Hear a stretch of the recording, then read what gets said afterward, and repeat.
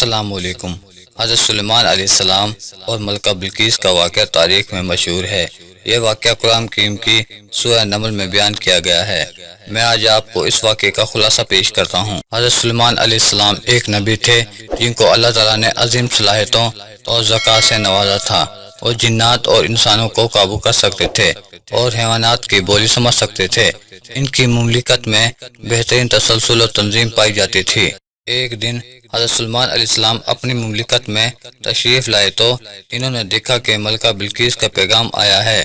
ملکہ بلقیس یمن کی بادشاہ تھی اور انہوں نے سنا تھا کہ حضرت سلیمان علیہ السلام کے ذریعے کسی نہ کسی طریقے سے مشرکوں کو قابو کیا جاتا ہے۔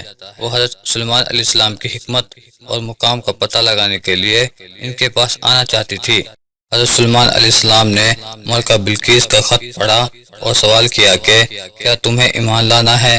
ملکہ بلقیس نے جواب دیا کہ ہاں، میں نے ایمان لانا ہے اور اب میں تمہارے پاس ایک عظیم خبر لے کر آئی ہوں۔ یہ کہتے ہوئے ملکہ بلقیس نے اپنے معمولی تخت پر ایک آدمی کی تصویر رکھ دی اور حضرت سلیمان علیہ السلام سے کہا کہ میں اس تصویر کو ایک ماہ تک تمہارے حضور میں نہیں رکھ سکتی، بلکہ میرا وزیرانہ اور لوگوں کے سامنے رکھتی ہوں۔ حضرت سلیمان علیہ السلام نے انہیں جواب دیا کہ ہم دیکھتے ہیں کہ کیسے سچ کا راستہ کاشف کرتے ہیں، اور پھر اگلے ماہ ملکہ بلقیس کے آگے لائے گئے تخت پر اسی آدمی کی تصویر رکھ دی۔ اگلے ماہ ملکہ بلقیس نے دیکھا کہ تصویر بالکل ایک دوسرے آدمی کی بنی ہوئی ہے۔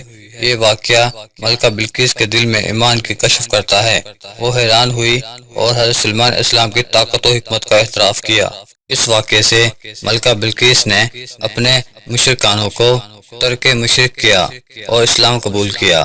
حضرت سلیمان علیہ السلام کی حکمت و عدل کو دیکھ کر انہوں نے اسلام میں دل لگا لیا، یہاں تک کہ ملکہ بلقیس نے حضرت سلیمان علیہ السلام کو ان کے ابا بچوں کا وارث بنایا۔ اس واقعے سے سلیمان علیہ السلام کی طاقت، حکمت اور ایمان کی پیروی کی جتنی تعریف کی جائے کم ہوگی۔